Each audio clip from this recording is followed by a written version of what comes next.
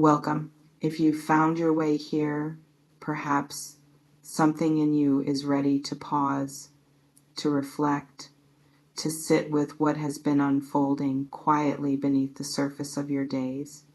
This is a space for reflection, a symbolic mirror, if you will, where you might recognize patterns, feelings, or questions that have been stirring within you.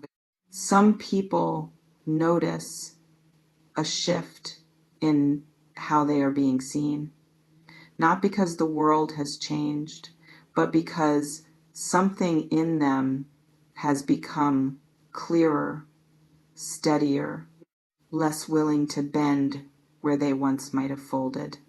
It can feel like standing taller without trying, like walking through a room and sensing that the air itself acknowledges you differently. One possible interpretation of this moment is that you have been quietly redefining your boundaries.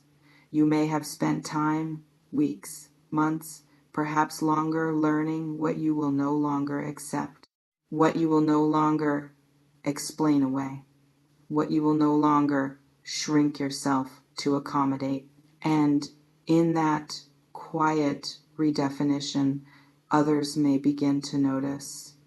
What does it mean when someone who once took your presence for granted begins to approach you with hesitation, with care, with something that resembles respect?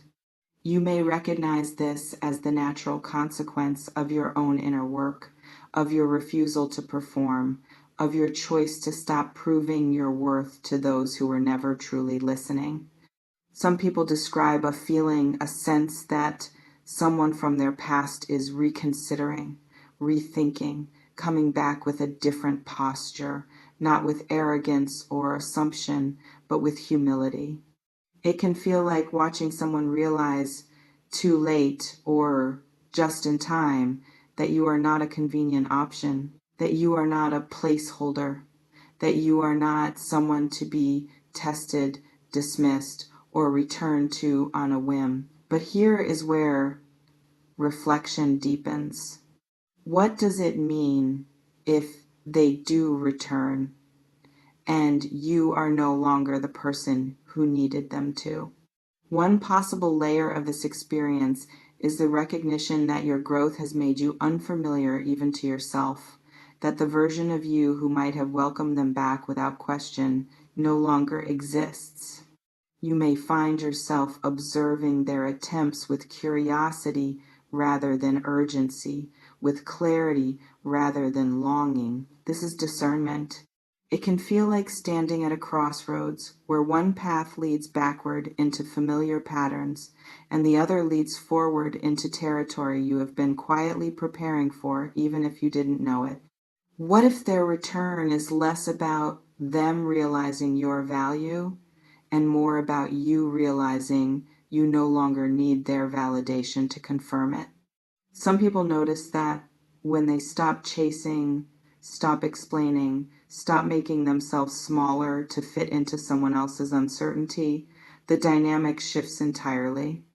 It can feel like watching someone finally understand that you are not a riddle to solve or a prize to claim, that you are a person full, complete, and sovereign in your own right.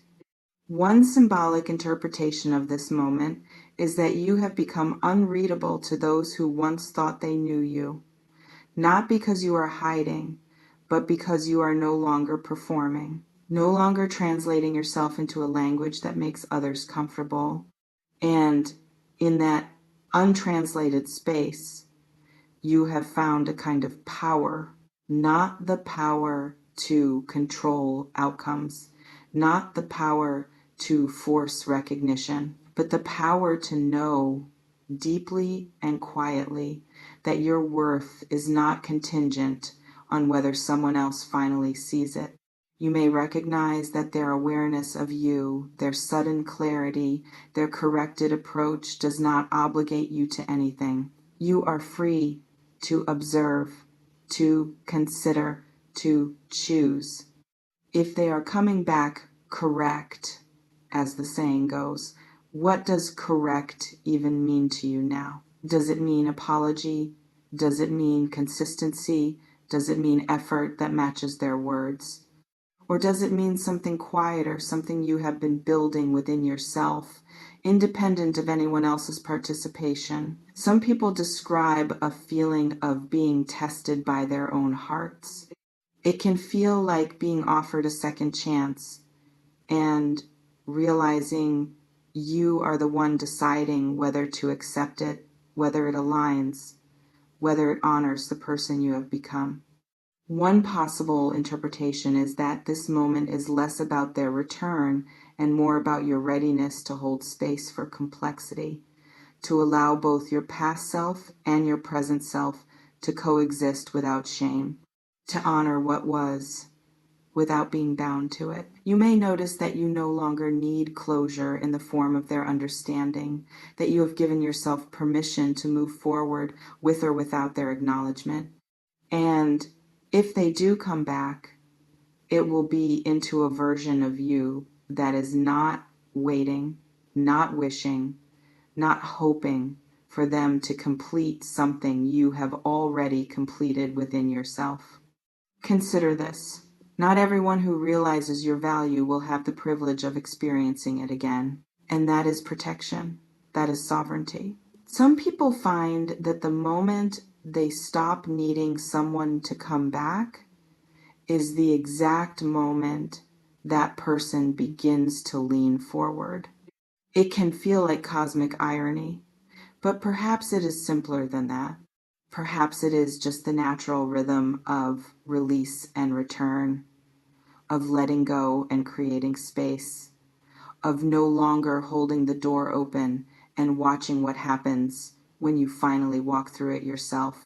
Simply notice you have changed, and in that change, the way others perceive you has shifted as well. Not because you demanded it, not because you manipulated or strategized, but because you stopped pretending, stopped diminishing, stopped waiting for permission to honor yourself. Some people recognize this as a turning point, not in their relationship with another person, but in their relationship with themselves. It can feel like finally understanding that you were never the problem, that your sensitivity was not weakness, that your standards were not unreasonable, that your boundaries were not cruelty. One symbolic layer here might be the image of a door you once kept propped open, now resting gently closed. Not locked, not barricaded, just closed, and on the other side, someone knocking. Not demanding, not assuming entry, but knocking. What do you owe that knock? What do you owe the person who once walked away freely and now returns with more awareness? Perhaps nothing, and perhaps everything, nothing, because your peace is not negotiable. Everything, because you are free to choose without guilt, without obligation, without fear what feels true to you in this moment. You may find that some part of you feels validated by their return, and that is human. You may also find that another part of you feels unmoved, and that too is human. Both can coexist. One possible interpretation is that this experience is teaching you that you are allowed to hold complexity, to feel multiple things at once, to honor your past without being imprisoned by it. Some people notice that the version of themselves who needed external validation has quietly stepped aside, making room for a version that simply knows.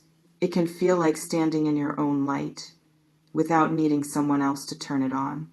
An invitation to trust yourself, to trust that you have learned something valuable in their absence, to trust that your growth is real, whether or not it is witnessed, to trust that you are not required to make anyone else's realization your responsibility.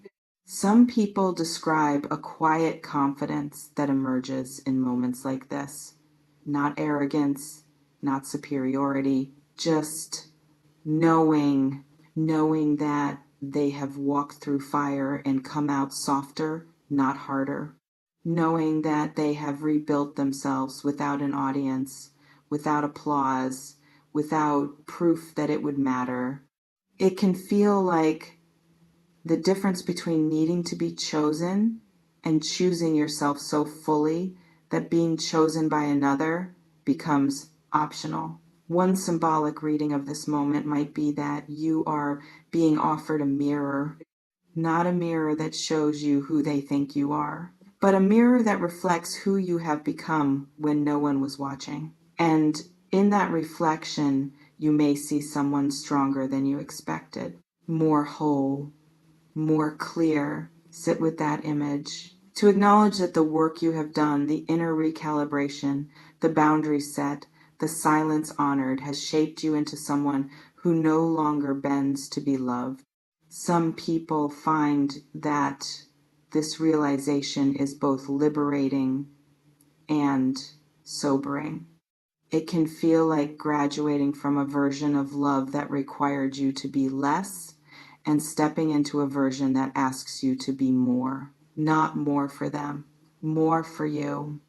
And if someone from your past is beginning to recognize that, perhaps they are finally seeing what was always there, or perhaps you are simply no longer dimming it to make them comfortable. Does their recognition change the truth of who you are? Does their correction erase the journey you took to arrive here? Or does it simply confirm what you already knew quietly, privately, fiercely, that you were never the one who needed to change? Some people sit with this question and find clarity.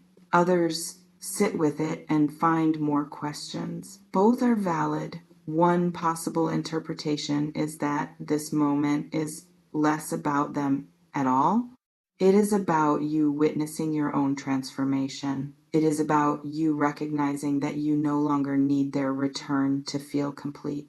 And if they do return, it will be to someone who is no longer waiting. Take a breath, a space to consider what might be unfolding within you, not around you, but within you. What resonates is yours to choose. What feels true is yours to name.